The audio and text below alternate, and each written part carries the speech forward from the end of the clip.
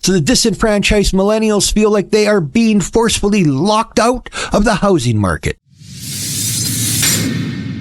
So it appears that millennials feel like they are being locked out of the housing market, and it is having a very negative effect on the economic facets of their life as a whole.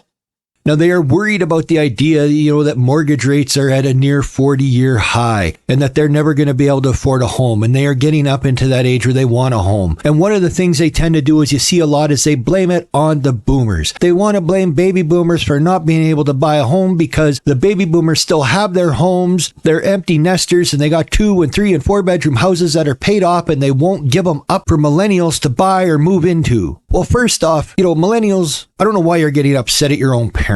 You wait a few more years, your parents are going to be elderly and need help. You can move into that house and help them. A lot of you are probably going to get the houses when your parents pass on. And the other fact is here, why should somebody who worked their whole life, paid off their house, raised their kids in that house, don't owe any money, don't have a debt, they're now in retirement, why should they have to sell their house for somebody else and go and buy another one, and go back into debt in their retirement and spend the rest of their life paying off another house? I wouldn't. See, everybody looks at it the wrong way. You see, what I think the real problem is millennials are very upset when it comes to the housing because they see it as an opportunity for a quick buck. People now, when they buy a house, they'll sit there and they'll buy a house that they can barely afford. If interest rates are going to go up at all, they're not going to afford it anymore because if they qualify for $500,000, they'll try and squeak a house in for $550,000. They will max out what they can get for a mortgage instead of buying truly within your means for a house because their belief is the fact that we'll have the house for about 3 years, price will go up about 20%, we'll sell that house for $600,000, we'll pay off, and then we'll have $100,000 that we can put down on the next house. So then we can buy a $700,000 house and do the same thing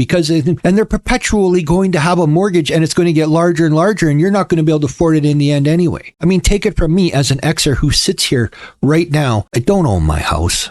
I rent and I ain't worried. I mean, I'll have a place one day. I'm not worried about now. I need my house when I retire, but I don't need something giant and huge. See, I think millennials have it the wrong way. I think what it is, the millennials, you're not just disenfranchised and you feel like you're being locked out of the housing market. I think most of you truly are mad because your parents aren't giving you their houses. That you're going to have to save and you're going to have to wait and you're going to have to wait until you're deep into your 40s to maybe buy a house or inherit that house that you're hoping to sit there and wait on for your parents to pass away and leave it to you. I got an example for you when it comes to that, and it comes out of my own family. My cousin, okay, he didn't sit there and wasn't worried about so much about buying a house. No, my aunt, his mom, she'd done very, very well. Okay. My uncle, he did extremely well when he was alive and passed away, and she had some money. So she bought a house for him that she rents to him for a very minimal cost. And she has offered to sell him this house. He has his own business. He makes good money, and she offered to sell him this house for half of its market value because he has a sister and the house goes to both of them. But he has this idea that why should I buy this house? Or he could buy this house for about $180,000. And it's a $400,000 home. At least it was about 6 years ago. It's probably about $550,000 now. Okay, he could have bought that house. And he won't. Because he straight out and said to me, why? I'm going to get it when she dies anyway. Well, and this to me is absurd. And I keep telling her, spend your money. Blow it all. Don't leave anything. Spend it. And you sit there and he won't do it. And she sat there, but she says to everybody, joke's on him. He's going to have to pay for half of it anyway. Because when she dies, it goes in both her kids' names and they don't get along and he's going to have to buy his sister out. Oh no. So there you go. But he could have it a great deal. He'd buy the house at half the cost. I mean, any bank in the world would give you a mortgage if you could buy a house that's valued at almost $500,000 and you're only paying about $180,000. You'll get a mortgage no problem because all the equity that's immediately in that house. Not only that, he could probably pay that thing off in a chunk.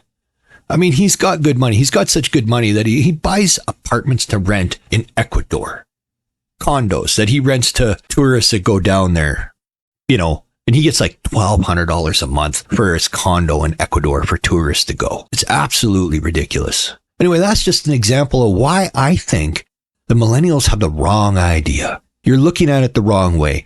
You can't be all disenfranchised. Everybody's all worried because you had the financial crisis and the pandemic, and they want to blame everything on this, that you're being locked out of owning the home, and you're not. You know, it's absolutely crazy that you have to sit there and worry about that. I mean, like, they talk about the plight of the millennial. No.